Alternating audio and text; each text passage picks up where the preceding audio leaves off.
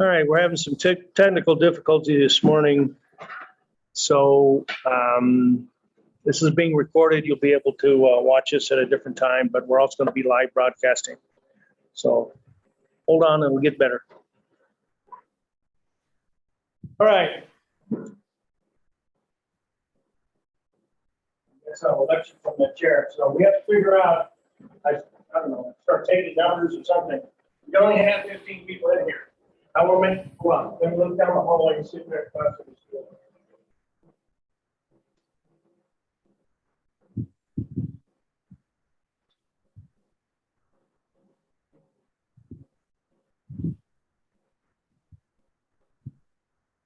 The answer is no. So we have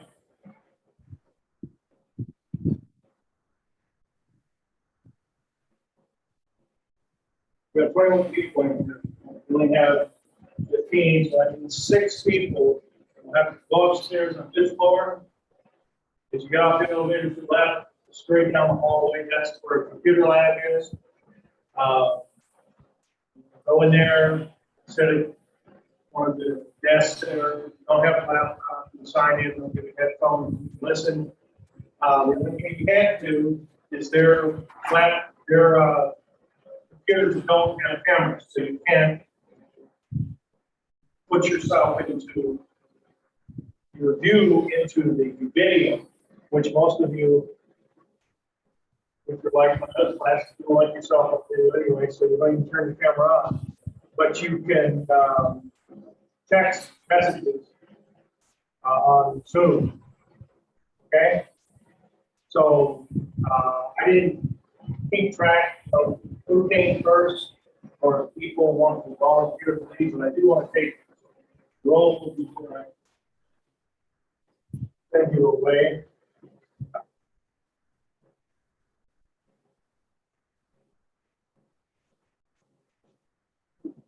Maybe start learning people's names, which would be nice.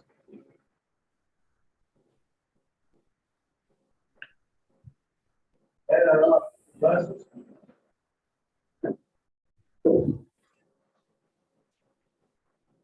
All right, hopefully I won't mess up anybody's name here. And I don't think anybody has the same first name. Could be wrong. Kevin? There? Well, Kevin Castaneda. You're the only Kevin, I think. Let's proceed to pretty high on that. This is an alphabetical order. That helps you. Tau. Okay. Yesenia.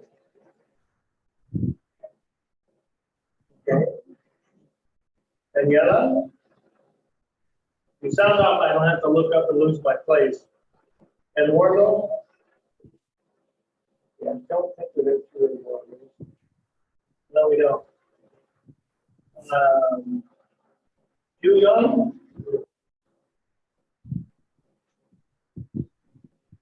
Della? Yeah. Is that right? Leslie? Yeah. Right. Here. Elena? Yeah. Valeria? Yeah. Karen? Yeah. Excellent. Jennifer? Yeah. Rob? Oh, we do have 2 Raúls. Raúl Neves. Remember the Raúl over here? No? Okay. Elizabeth? Yeah. Caitlin? Yeah. Harley? ARL? Oscar?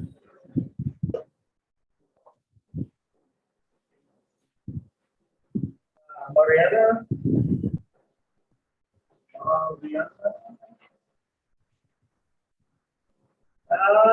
Maybe we do have 2 Ricardo. Ricardo, Avenida. Adrian? Amina? Neil?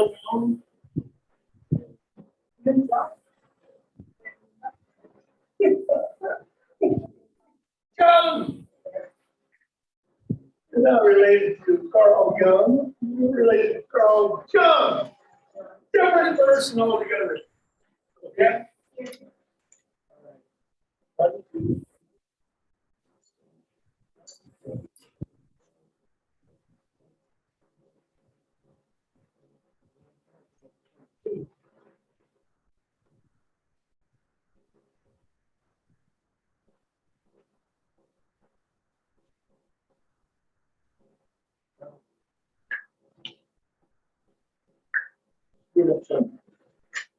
All right. So, how do you guys want to figure this out?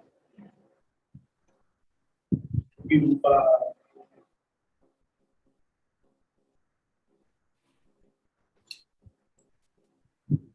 you don't have to go upstairs. If you have a laptop, which I guess most of you don't, then you can just go right up the hallway. There's benches over there, yellow question out the door if you want. Otherwise, make sure you sign in to the Zoom location. You guys know how to do that?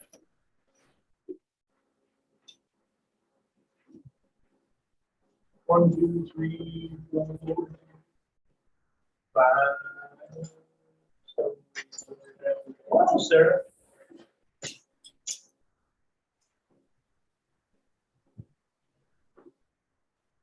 I can pull the desk out. You pull the desk out in the hall as well.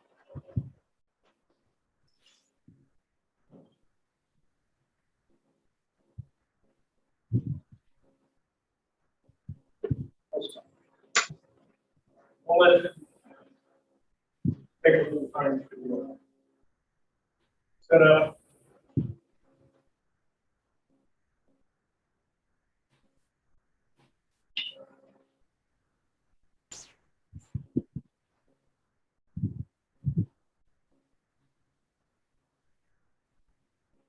Well, maybe I'll ask you to sit up there. Maybe I can get some kind of picture.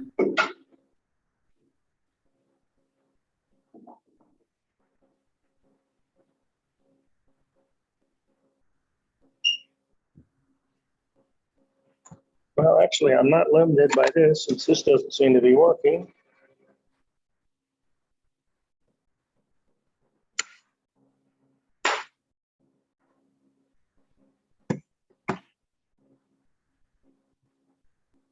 Okay. Well, we're stuck with the biopsychosocial picture in the background. Not bad.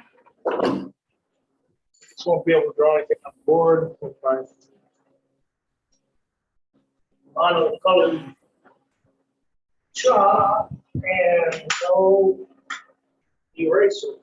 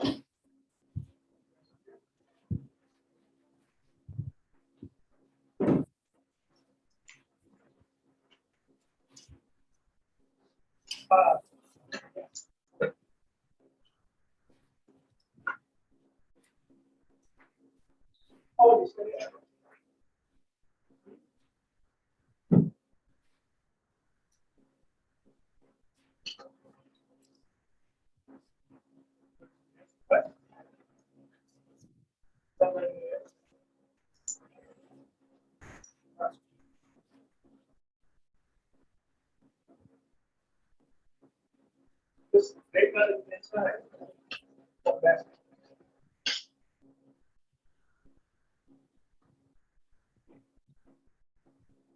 Are you still on it? It's working, right? Yeah. You're not seeing any of me though, right? That's the most important thing. Now you can see me? Yes. Okay.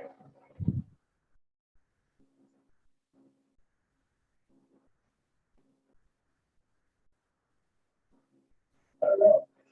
What do you guys think? Yeah.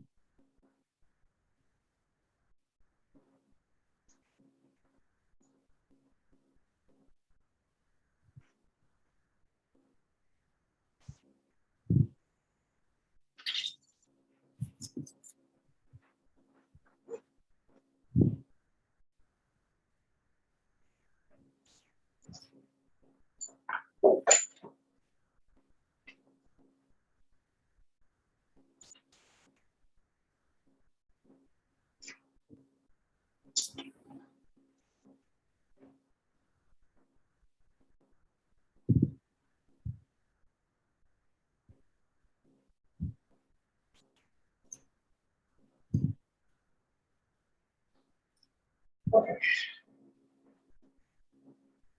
There are, I guess, some issues. With some of them signing in. Okay.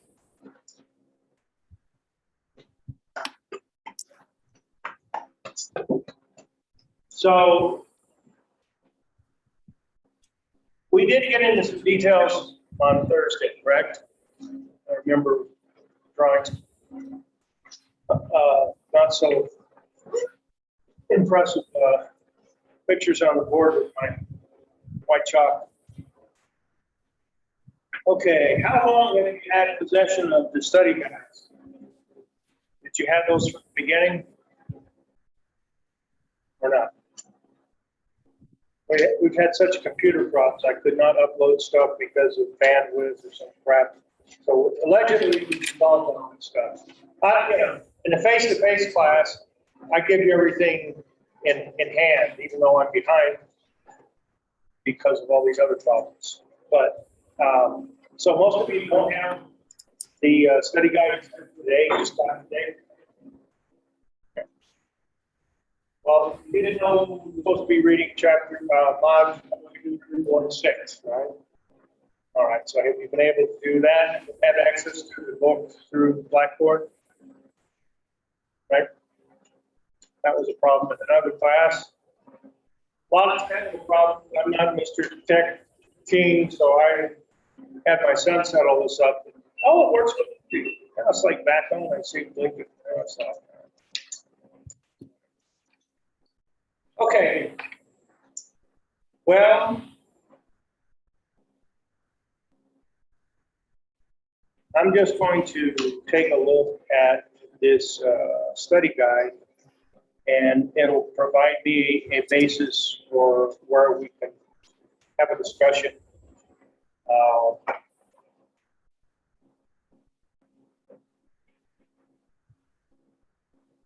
We look at question number 2, the 3 attitudes of scientific inquiry. The answer to that is D, curiosity, skepticism, and humility. Okay, why curiosity? Well, scientific method, we want somebody to be interested in doing whatever kind of research they're going to end up doing. So when we're talking about scientific inquiry, we want people who are interested in science and have a question on their mind they want to answer. So that's a little bit obvious. But let's move to the next one. Skepticism. This is not so obvious. Skepticism means you're a skeptic, that you don't take things at face value. For instance, let's talk about one of my favorite subjects, mask wearing.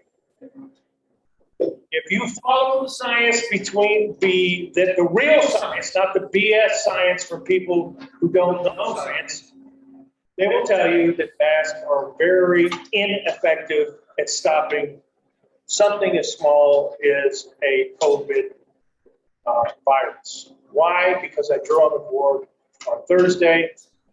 Is it working?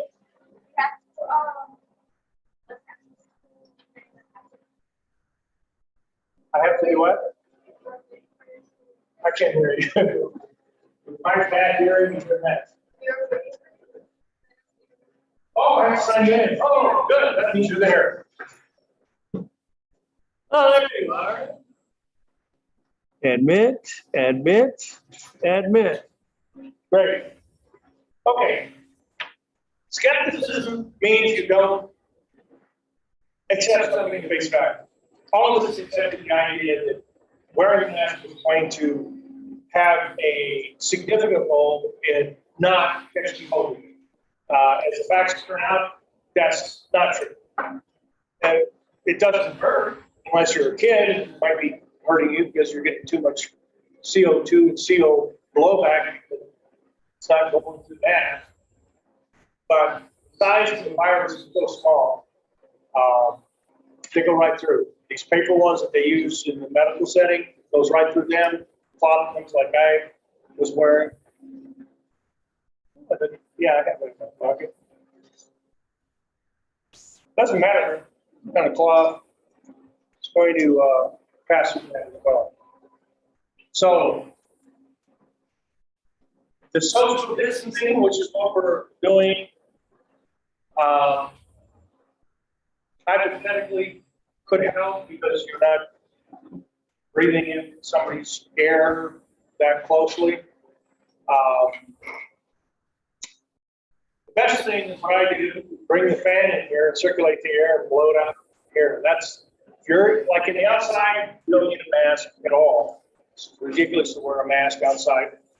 I mean, if you wanted to do it, I'm trying to say you can't do it, you shouldn't do it. I'm just looking at the science. So I'm skeptical that masks are even worth wearing. The school demands it, then well, I guess we have to play that rule. As of yesterday, 444, the president said we don't have to wear it, so you're not going to see me wearing mine. That is skepticism. Don't, people are always saying, think outside the box. Well, when you're doing scientific inquiry, you need to leave yourself open for figuring out things. One of the videos that I have is a woman researcher who's talking about when we get to the perception chapters. She's talking about people who have a phenomenon called phase blindness. Anybody ever heard of that? Phase blindness. It sounds really strange. It is the inability to recognize someone's face, including your own. So when you look in the mirror, you do not recognize that it's you. You sit in the front row, I remember you, but if I had a face blindness and I'm talking to you, and then I walk over here, and then I come back here, I've never seen you before. That's what they have. It doesn't have to do with intelligence, eye perception, sensation, nothing. We really don't have an understanding. There is a portion of our visual cortex, which happens to be on the side of your head, that responds to faces. If this was a human growth development class, we would be talking about children and how they recognize faces. Children have an affinity for the human face, which makes sense. You want children to recognize their mom, their dad, and eventually they will recognize who they know from close association and not recognize other faces. And when that comes along, you've been around children, that's the wailing, yelling time. Your child, 0 to 1 or so, and grandma wants to stick their face in the cradle or the crib or whatever, it's not a problem. Uncle Tio Larry comes over, not a problem until they get around 1, and now they know who's their immediate family. They see all the time, and other people they don't. And as soon as they see a face that they don't know, they start wailing. And people get upset. Oh, I made the baby cry. Well, that's nature. It's developmental psychology. Relax. So you might think, okay, people who have face blindness, obviously that portion of the visual cortex, there's a dysfunction. So when we do what we call a functional MRI, anybody know anything about MRIs? Thought I had a rad tech in here. You know? Radiation technology. Anyway, MRI is an imaging machine that has the ability to really take a look at sophisticated internal parts of our body in 3D, beautifully done. It's just a wonderful machine. If you break your leg, or break any bone, or crack a bone, or if you've got kidney stones, brain cancer, whatever, MRIs are the machine to go to, okay? Now, there is also a thing called a functional MRI, which has the ability to measure, instead of a static picture, it has the ability to measure if you are injected with a radioactive dye, it will go to wherever work is being done at the molecular level. You know, if you move your arm, if you have a thought, that all requires energy. It sucks up glucose, puts it to work. And if you have a glucose element with a radioactive dye in it, they can put you in an MRI, which normally just takes static pictures, but it becomes a dynamic picture because as you're doing your MRI, you're asking the person to do something. Think about your grandma. Think about your first day of school when you were in first grade. Think about your first kiss. And when you do that, your memory, which is all in a lot of places in your brain, it's going to fire up.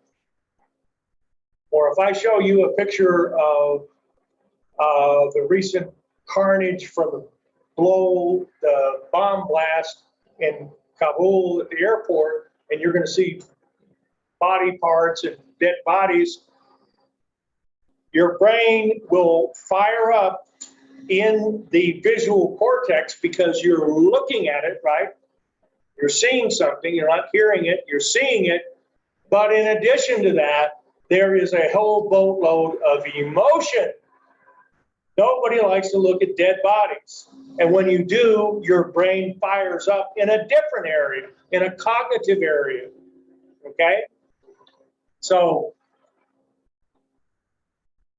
this research, the lady says, okay, we're going to look at these face blind people, and we know where the face blindness little area is in the visual cortex.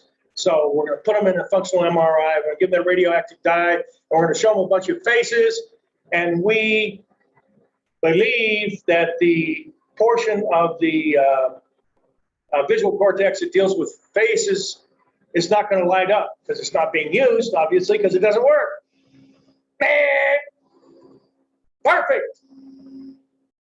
The portion of the brain for visual perception in face blind people is perfect, but they still can't see it. So why can't they? Don't know. But if you were, that's why you do an experiment. Find out whether your theory is right. Common sense would say, okay, we got the area of the brain, let's do it. Doesn't work. So what does that tell us? We don't know why people are face blind. We can't explain it. But that's why you should be skeptical, because if you just think, oh, it's going to be there, or this is going to influence, then you have a hardcore presentation like that, which tells you, you don't know what the hell you're talking about. You've got a PhD. You've been doing research for 25 years, but your common sense and your scientific knowledge fails you. We don't know the answer to that question as we stand here today. And humility. Humility is sort of related to that. Humility is the process of you telling yourself, which, if you do have a bunch of degrees behind your name, or if you just sort of have a really solid self-concept, you have a hard time admitting that you were wrong. That's humility. But as you will see in the video, the woman says to the researcher, "Oh, that must be horrible. It's just a complete failure." She said, "It's not a complete failure, because now we know what it's not. It's not the anatomy." Remember we talked about A&P, anatomy and physiology? It is not the anatomy of the face recognition portion of your visual part of your brain. It's not that, because it's functioning. It's just not working. So crazy. I'm jumping way ahead, but it's on my mind now. We're talking about it. It's a guy who they show who's face blind. He's in a business. He's a productive guy. And a person that works with him has long hair. Somebody like you or in three here. But if she puts her hair in a bun, he doesn't recognize her. Why? Because he's taught himself, if somebody comes up to me and starts talking to me, "Hey, Neil," and she's got long hair, then I think it's Karen, my assistant, but it's not. And so on live camera, he's looking at her. No, reaches up, gets the head, gets it out, goes down. Oh, you're my assistant.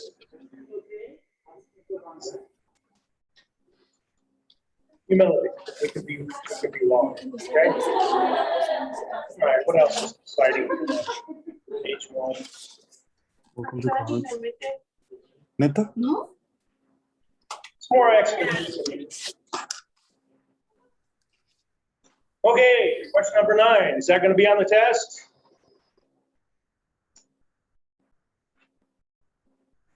Answer? Yes, it is. Why? Because the answer, wait a minute, take that back. I should have read the question first. Never mind. Well, that might be on the test. But if the answer was biopsychosocial, it will be on the test, but the answer is not biopsychosocial. The answer is A, critical thinking. I thought there was a biopsychosocial.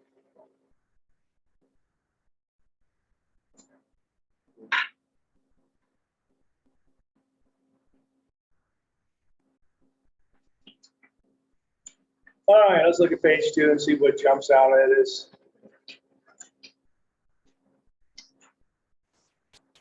Okay, remember I drew a diagram on the board with the timeline as to what psychology was called, the definition of psychology at different times in our history, right? So let's look at question 25.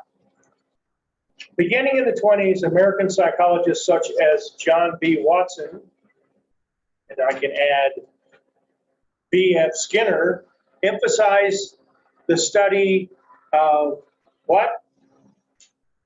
Behavior. Remember, behavioralism came in 1929 as the solid way of psychology. So knowing that and remembering that the two people I mentioned was John Watson and B.F. Skinner, then you know that the answer to 25 is D, because they're interested in observable, measurable, quantifiable, recordable behavior.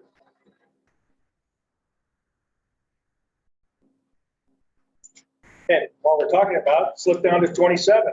Behavioralists dismiss the value of what? Science? No. Introspection? What's introspection? Introspection. Good Latin breakdown. Intro means inside. The other inspection, like inspection, so it's inside perception inspection, right? That's what introspection is. So what does that is? That means like, wonder if I was too forceful today in class. Wonder if I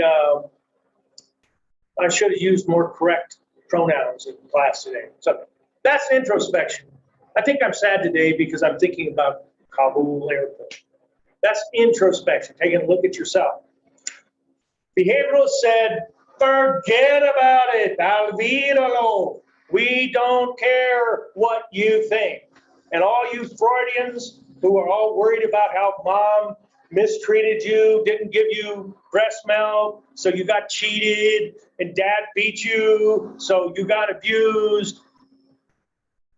So you're screwed up today while you're sitting in my therapeutic office because you had these bad things happen to you as a child or even as an adolescent.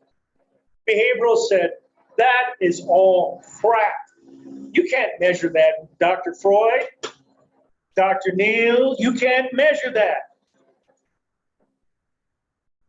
Again, if this was a human growth and development class, we would be talking about attachment theory, how children attach to significant adults in their world. That affects you as an adult. How you were treated doesn't have to be your parents. It has to be somebody who was significant to you and you attach to. If that successfully occurs, then you are successfully attached and what we call securely attached, and you will have a real decent time getting involved in relationships, whether they're friendships or intimate love relationships. It won't be a problem. But if you're like the rest of us who didn't have good attachment as a child, then you have screwed up relationships your entire life until you face the fact through introspection, therapy, that your attachment style is screwed up. You could change it. It's not fatal. So behaviorals dismissed completely introspection. Neuroscience, they don't have any that's not a dog that's in the race, and applied research. So really the one that jumps out at you is 27B, introspection. They don't care. They don't care how your dad treated you. They don't care how your church treated you, how your community treated you. Nothing. Oh, my little circle. What if I could do this? You have to figure out which side is which. That blue is bio, right? I can't even see. Oh, there's nobody looking at the computer, just me. Anyway, the biopsychosocial.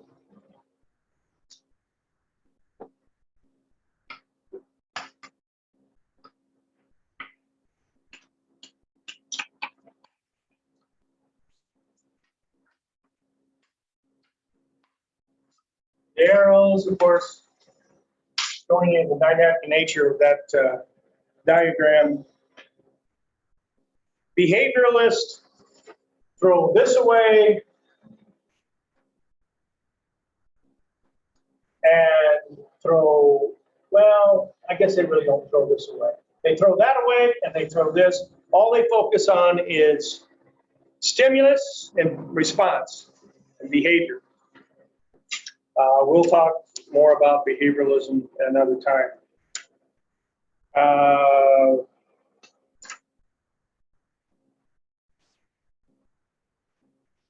29 is kind of a repeat. All right, here's a good one. 31. Which major force in psychology emphasized unconscious thought process? Anybody know? Freud? Sigmund Freud. Here's what you need to know about Freud. Now, those of you who are watching on video out there in the hallway, you might have a hard time seeing this because not only am I not using my good camera, but that's going to affect what you see. Freud. Okay, whenever you take a test, not just in this class, but I'll let you know a secret. If you're going to go to graduate school and you're going to take the GMAT, you're going to go to law school, you're going to take the LSAT, med school, the MCAT, national nursing exams, GREs, all these exams that you need to take in your future if you're in a certain career field, or if you're just taking a generic test to get into graduate school, there frequently is a question or two about Freud on it. And so you should remember this, not just because it's going to show up on a psychology exam, but it's going to show up on an exam to enable you to go to a graduate school or get into a certain program or pass your boards if you're a psychologist, a psychiatrist, a nurse. If the question has anything to do with unconscious, assuming I can spell it right.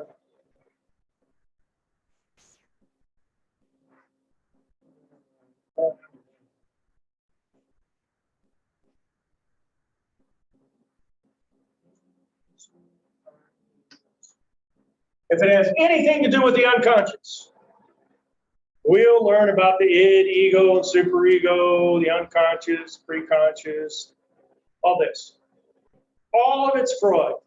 Not one single psychological theory talks about the unconscious except Freudian analytical psychology. So when you take your GMAT 3 years from now to get into graduate school, and there's something about which theory talked about the unconscious, bam, Freud, okay?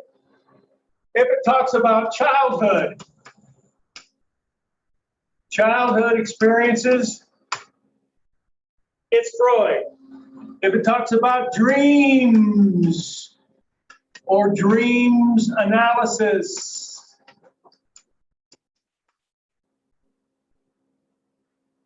it's Freud.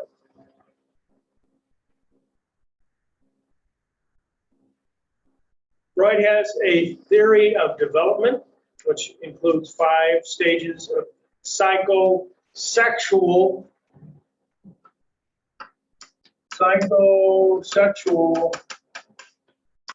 development. He's the only one who talks about psychosocial development. Psychosexual, see, I want to call it psychosocial. Everybody talks about psychosocial development. Only Freud talks about psychosexual development. Freud was hung up on sex. Even people like me who am a neo-Freudian, meaning I believe in a lot of what Freud had to say, nobody believes in psychosexual development. This was the old theory that you have an oral fixation, all babies want to suck on the mother's breast, if their mother doesn't breastfeed them or can't because there's some kind of physical problem, then they're going to be messed up their whole life because they didn't get enough breast. And of course, non-Westerners look at Western societies like the United States and say, you guys are hung up on breast. Guys,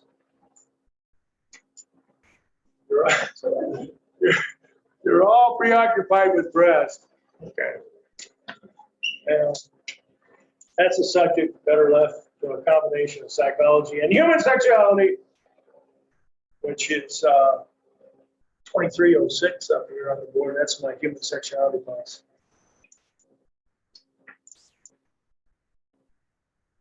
$31, obviously, the answer is what? B. Okay, we did talk about Abraham Maslow, Carl Rogers as being behavioralist, humanistic psychology. They're the ones who follow behavioralism, and that they came about in the social change of the 1960s. And there's a few questions about that. I did ask you the answer to 37, I think the first day of class. So anybody remember what the answer to that is?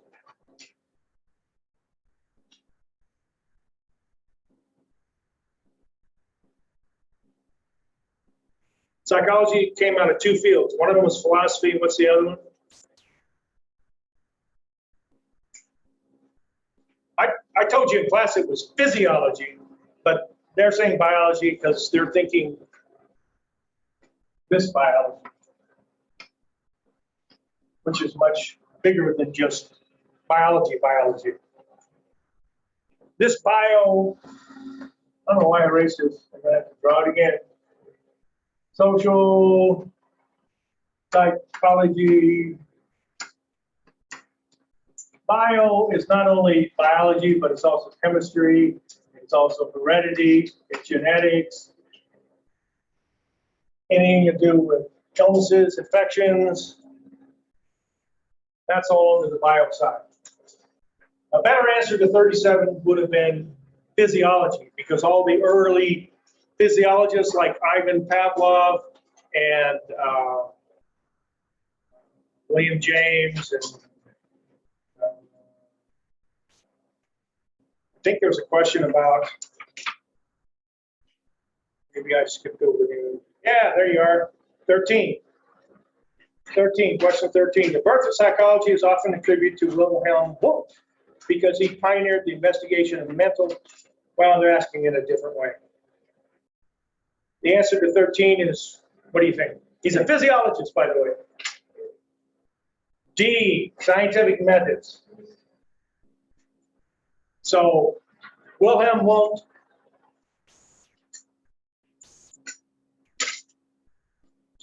Why don't? Time for an experiment. This is always exciting.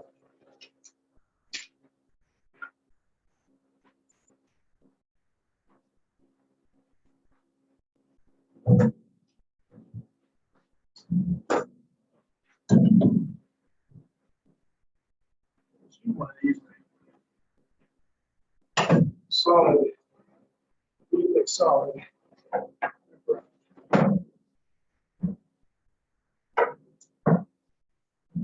Okay.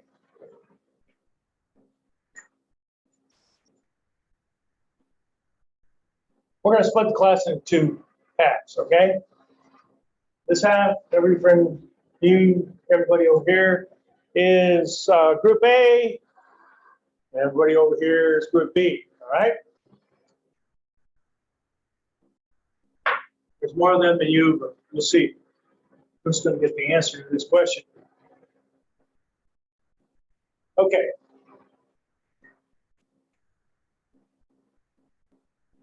Wilhelm Wundt was doing experiments on the arm. So being a physiologist, again, anatomy, physiology studying the purpose of the organ or structure, being the arm. So he was measuring people's movements and responses to commands. He really wasn't asking that there would be a difference in the response to the command. He just figured it out by accident, which is what we're going to do. Okay? So he says to group A, when I say the word move, everybody can take their right hand arm up, and when I say move, I want you to drop it like that, okay? So you're all connected to electrical connection. I can tell exactly when you move. I know when I said the word move, I'm going to measure a response, okay? So here we go. We're all up. We're all ready. Got you. And move. Okay. Machine comes out. Okay, I got it. You guys think you're pretty smart over there? Well, we're going to go to group B. Okay? I'm going to conduct this experiment. I want you to hold your hand up like this. And when you hear the noise, I want you to put it down, all right? So everybody's hand gets up. And okay. Now, I look at all of your responses. Is there a difference between group A and group B as far as response? The answer is yes. One is quicker than the other. Correct? Correct. Who's quicker, group A or group B?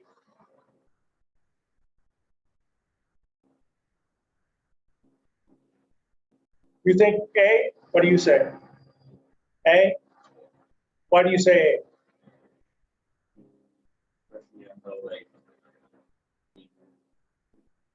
Lagged a little bit. Huh? You lagged it. There might have been a lag. What do you think?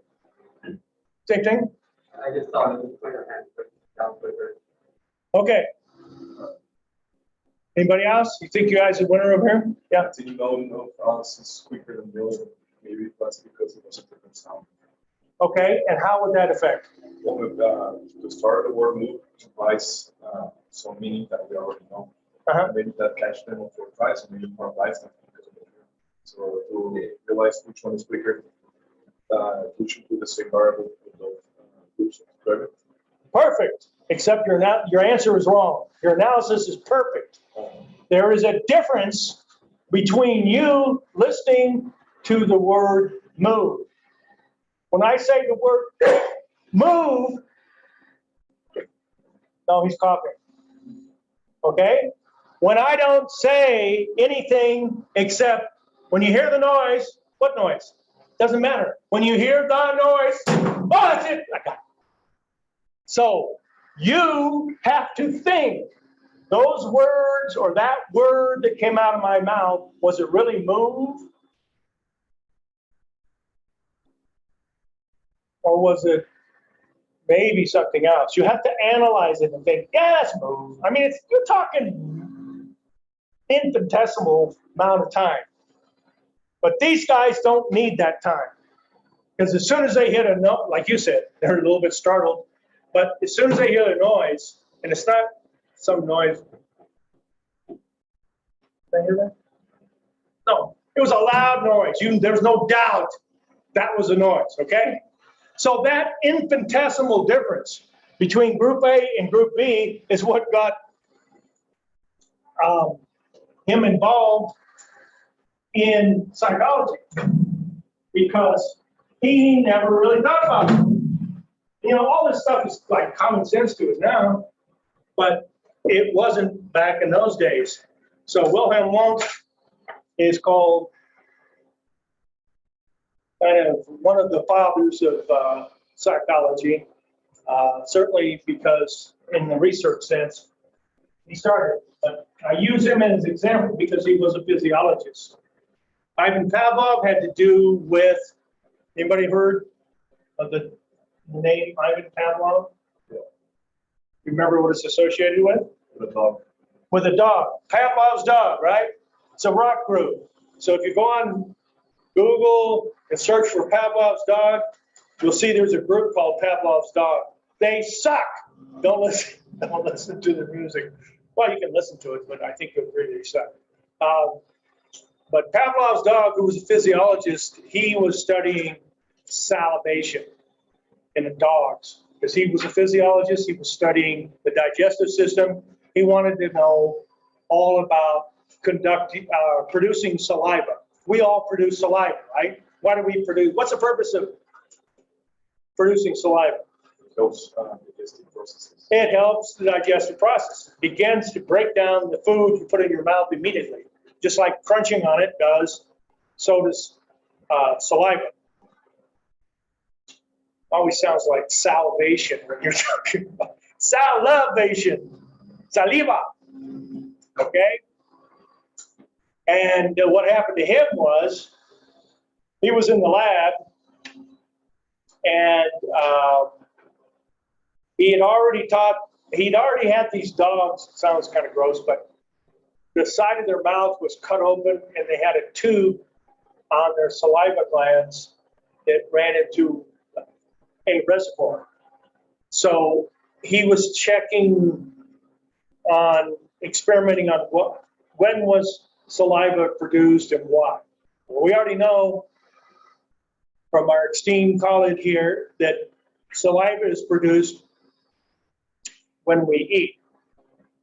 Does it occur before we eat or during we eat, or during the time we eat or after we eat? When does saliva start pumping out?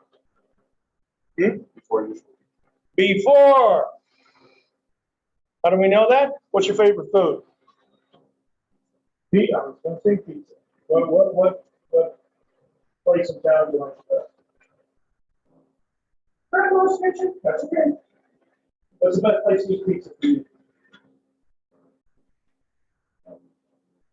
Okay, now, so what do you like Dr. Domino's pizza?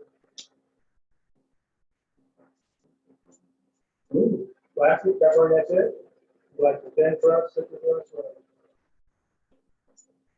Okay, when's the last time you had it? Remember what it looks like? Remember what it's going on? Have you salivated something? Yes. Anybody else salivating just for that description of Pepsi? Okay. Pizza? Yes, you are quite correct. It is anticipation.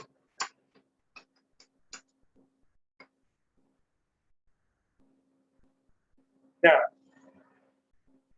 if this was human sexuality, I could give the example of anticipation and saliva by saying, ladies, in 2 minutes, the guys from the movie where Magic Mike was in, all the dancers, the male dancers, in 2 minutes, they're going to come through this door. They're going to walk right in here and just wave at you. They're going to have their chest all puffed out and no shirt on and tight pants, so you don't have to use your imagination.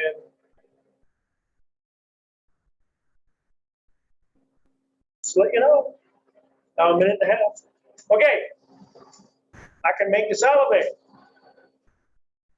Guys, I can do the same thing, except I never know what's attractive to guys anymore. Every time I use examples like Jessica Alba, oh, she's old.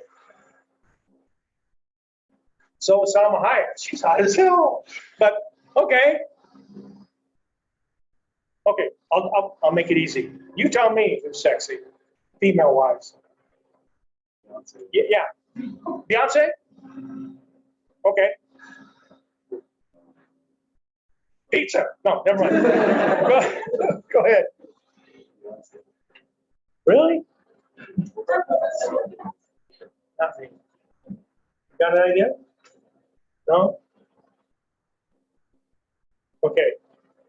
So, can you turn on your own saliva? Can you say, count of 3, everybody salivate. 1, 2, 3, salivate. Can you do it? No. Can you stop it? If you're thinking about pizza or thinking about Magic Mike, can you stop it? No. Well, maybe you can. All right, guys. Rosie O'Donnell's coming through that door in a bikini. No saliva. Okay, I got it. I got it.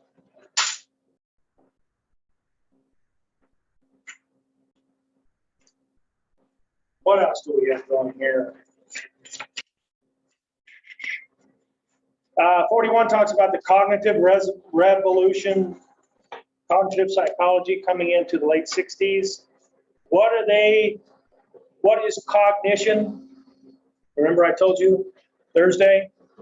What is cognition? Think about it. It's thinking. So what is the answer to 41?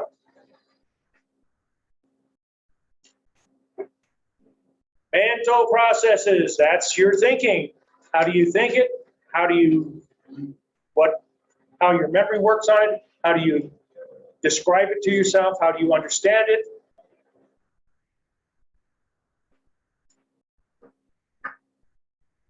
Well, number 42 tells you exactly what cognition is. Okay, that's the end of that discussion. Oh, here's a great one, 47. Efforts to discover whether the intelligence of children is more likely to be influenced by their biology or their home environments are most directly relevant to the debate regarding what? Old school, right? Nature versus nurture. Nature being what your creator gave you, your parents' DNA, and nurture being what happened to you in your life. So really nature versus nurture is this argument of social versus biological. right? But we don't talk too much about nature versus nurture because we have social, biopsychosocial, which describes all that much better way. Okay, 54, here's one probably haven't heard in a while. Survival of organisms best suited to a particular environment is known as what? Natural selection. Any of you been to White Sands? It's far away. It's all the way in Alamogordo. It's a long way. And I was born in Alamogordo, so I suggest you go visit my birth location. I wasn't born in White Sands. I was born in Holloman Air Force Base. But nevertheless, you should go to White Sands. You really want a neat experience. I don't know if COVID has affected this, but when there's a full moon, the Park Service, it's a national park, they let you go to White Sands Park at night. Because when it's a full moon, you can see really well because the sand is, of course, white. So it's really cool. But anyway, if you were going to White Sands, I took my son, the one that I should have come over here. Maybe you'll see him on Thursday. I'll get him out of bed and make him come over here and make the system work. I don't know, maybe he was 10 or something. We went over to White Sands and we're walking around and he comes back eagerly with a little varmint in his hand, which was a horned toad. You know what a horned toad is? We have it on some of our license plates, or New Mexico has it. Somebody's got the horned toad. It's just a little lizard, a little roundish. We've got the two spike horns that go back, which is why they're called a horned toad. And they are multicolored. They've got several colors of beige, sand looking, and kind of brownish, and a little bit more brown. That's what they look like. The one he showed me was completely white. Oh, it was an albino. No, it was not an albino. It was a naturally selected horned toad that survived. Think about it. Lots of animals like to eat smaller animals. That's how they live. So birds, certain types of birds, like something the size of a horned toad because they're small and they can eat them in one gulp. It's like, you know, a chicken nugget from McDonald's. Boom, it's gone. So if you were a brown object, imagine many of you have beautiful brown skin. Imagine you in well, you don't have to imagine yourself naked, but semi-naked out on White Sands. How would you stand out? Really obvious. Brown skin, white sand, some big predator like a hawk is going to see you. They're not going to come after you because they're too big for them. But if you were a horned toad and you were brown, you ain't making it in White Sands. So the idea of natural selection is through genetic mutations. Mutation is probably not the right word. Through genetic differences, different shades of color. Well, look at your own family, especially if you're Hispanic. Look at your own family. Are they all the same color? No. Are they all your brothers and sisters? Yes. But they're different color than you? Yes. Okay. Well, that happens with a lot of species. And if you're the light colored in your family, then you can go to White Sands and not get eaten by an eagle, maybe. But one thing we know for sure, your Moreno or Romano is going first because he's brown, brown, brown. He gets on that white sand, bam, he's going to get eaten, right? Well, that's natural selection. If you eat all the dark brown whatever it is, rabbits, horned toads, lizards, it is possible that some of the light-skinned animals will be the last to be eaten, and they might live long enough to procreate. And if they procreate, obviously with another horned toad, that's probably going to be a light-colored horned toad also, that their progeny might produce more lighter toned lizards. But not always, because you know your parents might be really dark and they might be really light, but yet one of you is very dark. So it's not an exact science, but it is true. He or she who's the darkest on the white sands is going to be eaten first because they're so easy to see. So through years and years of evolution, we now have snow white rabbits that live in white sands, lizards, and guess what? What happens if they leave white sands and go into the normal plains that we have outside our city here? The same thing. They're a white rabbit, they're a white lizard, and they're in a brown beige area, easily seen, easily eaten, terminated, okay? So those are some examples of natural selection.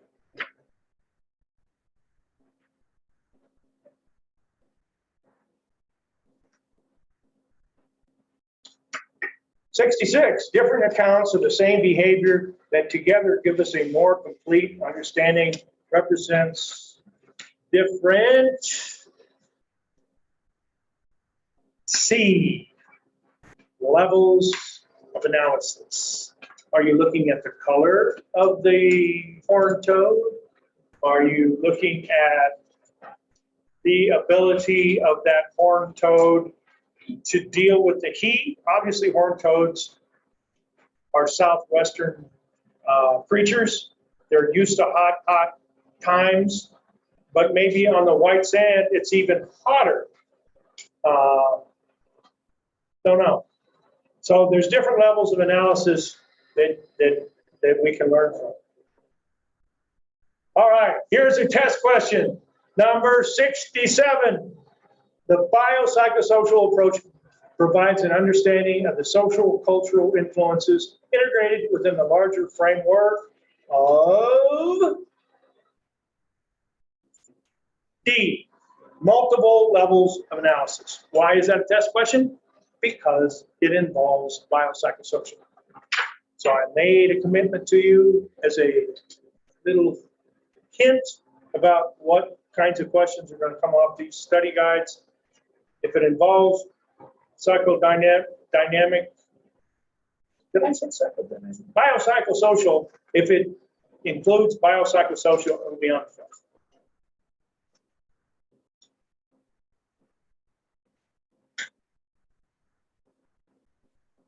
By the way, what's the answer to 79?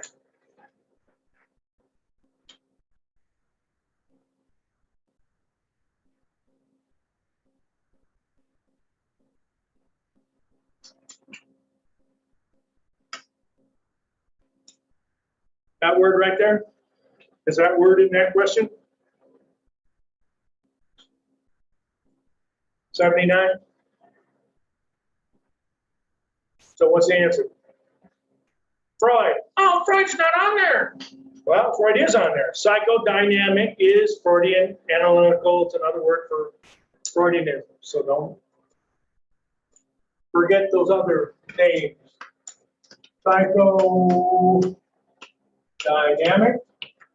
which means dynamic, means it's moving, just like it says these arrows in here are dynamic. Psychoanalytical,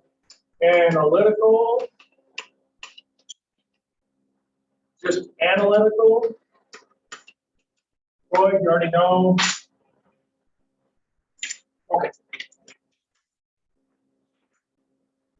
Finally, we're done with one more page on mod 1.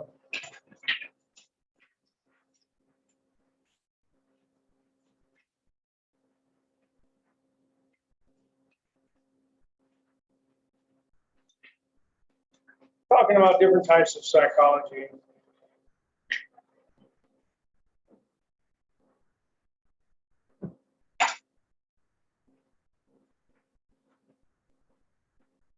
Let's look at 93. Dr. Mills conducts research on why individuals conform to the behaviors and opinions of others. Which specialty area does his research best represent? The answer, B, social psychology. So if it has anything to do with social interactions, social to one other person's social, those kind of reactions, that's social psychology. We teach that here. It's a great course. It's fun. Why do you do what you do? Why do people do what they do? All right. So that was a long discussion of best questions, not all of them. We will do, I'm trying to think of the best way to handle this fact that the beginning of this class is kind of a goat rope with our, don't come to class, you're in class, but don't come to class, kind of silliness that happened last week. So we lost a day of school, basically, and that was unfortunate.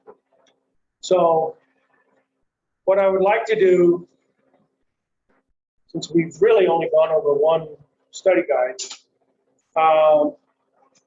complete your study guides and we can go over the subject matters that have to do with that on Thursday. In the event that you feel that you could benefit for some extra explanation, then one way of handling that is to do an online voluntary session just to answer questions, like maybe on Friday or something. The test will be released on Friday, and you'll have Friday, Saturday, and Sunday to pick which day you want to take the exam. So if you need to do some more studying, because obviously hectic life of attending class and all the other things you're doing, you might not have a real clear-cut time to study except for this weekend. That's fine. You have the whole weekend to take the exam. But on Thursday, if we don't get through the questions that you have, I just picked out some questions just for conversation's sake, because I know you just got the study guide. So if you have questions on any parts of the study guide, well, let's have them on Thursday. And if we run out of time, then we can schedule a online session just to look at questions. Not mandatory. If you want to come, you can come. If you can't make it because it's not convenient for you, it'll be taped and you can look at it. But you can do all that before you take the test. And remember, when you take the test, you have the benefit of your book and you have the benefit of your study guide. The study guide is probably more productive because that is where the test questions are coming from. So as long as you fill out the study guide, you'll have all the answers for the test, right? So it might not be a very hard test. 50 questions. You'll have an hour to answer them. So if you're not familiar with the answers, you're not going to be able to have time to look them up. If there's one or something that you can't find or whatever, yeah, you can look that up in the book, but it's much better to just find it on the study guide. And if you have the right answer, then you'll have the right answer for the exam. That's why I like to go over the study guide questions. Because if you have questions on the questions, ask them in class, you'll find out what the true answer is. And then when you see it on the test, you'll get the right answer. If you study your answer and it's wrong, you're going to answer it the way you answered it on your study guide, but it's still wrong. So you're going to miss. So that's the advantage of filling out the study guide. It's not mandatory. It's up to you. If you want to do it, do it. If you don't, fine. You don't have to do it. Most instructors don't even provide study guides. I do because this is called a survey course, which means it's the very basic course that a lot of people have to take that are not psych majors, not social service people, social science majors. Everybody has to take intro. So you might not have interest in this class at all. So, and since you've never taken it before, there's so much material in there, even though I cut it down, there's still a bunch of material. You don't know what's important and what's not. So the purpose of the study guide is sort of guide you, which we call a study guide you in the direction of questions. Because, by the way, every one of these mods has about 150, 160 questions. So the fact that you get 60 or 70 questions is not even half of what the textbook provides to us. But of course, some of those questions are kind of repetitive, you know? So, but the point is, if I gave you all the study guide questions, you'd have, you know, close to 1,000 questions.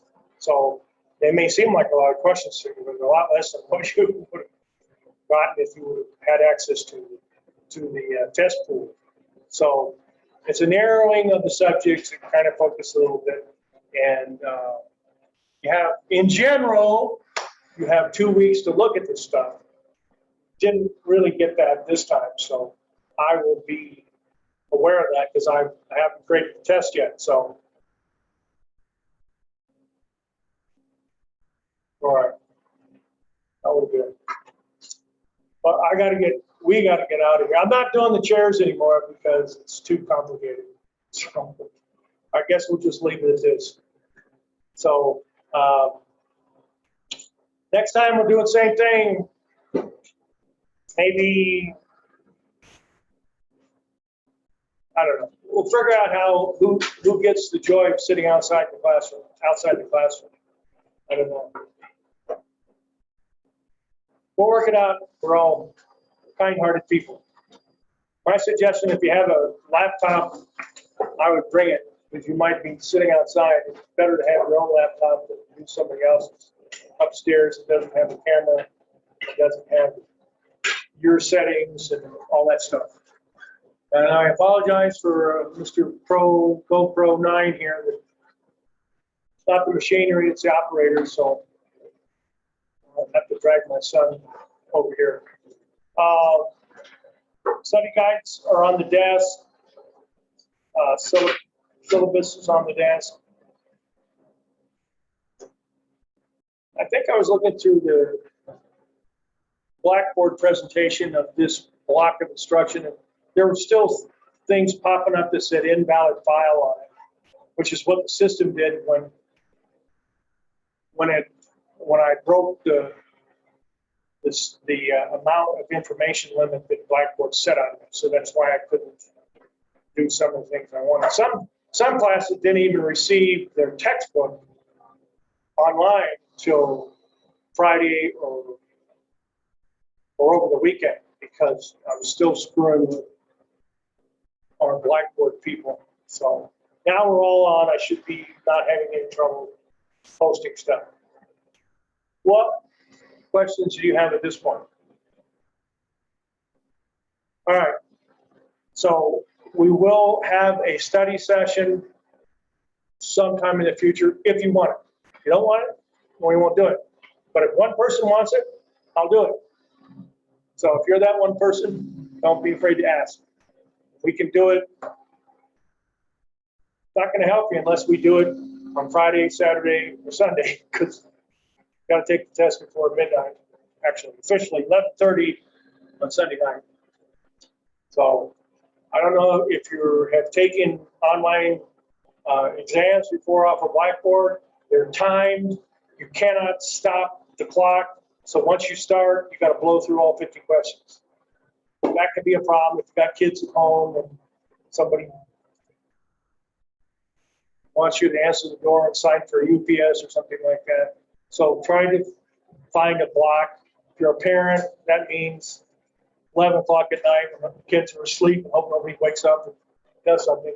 But try to make it uninterrupted so you give yourself the best chance of doing well on the exam. You should do well because you got the question. You literally have the questions in front of you, and the answers are in the book. So if you do the reading, especially keep the study guide right next to you because it's all done chronologically. So start off with mod 1 and have go that way. That's the way the questions are on there. So, all right. Thanks for being patient. I got everybody signed in, so we're all good. See you on Thursday.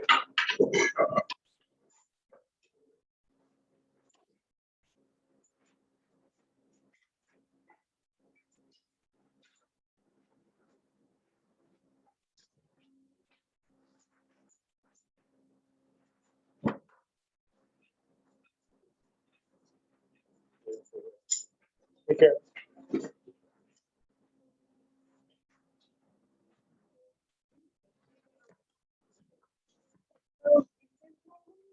What if I skip some questions? Hmm? If it's normal, if we skip some questions, like we use 15 and then 21. Oh, skipping questions? Oh, yeah, because like I said, there's like 160 questions. Yeah. You don't want all of them. So, yeah, we skipped, there's also, Yeah. glad you asked that Because question. I thought you said 83 and I don't have that one. Oh, really? Yeah. I think you said 80 or 73. No, 83 is not here. 73 is not here either. No. I don't know what number. I don't remember. And you don't have it either. No, if I didn't put it in there, it's not there. So it's not going to be Okay. on the test. You don't have to worry about it. Okay, thank you. All right, thank you. I was just wondering if there's a way to have the study guide in like PDF form or, It is in PDF form. okay, but I think the file doesn't work. Is it one of those that says in, what do you call it, invalid? Yeah, I think so. Wait a minute, okay, I got to end this.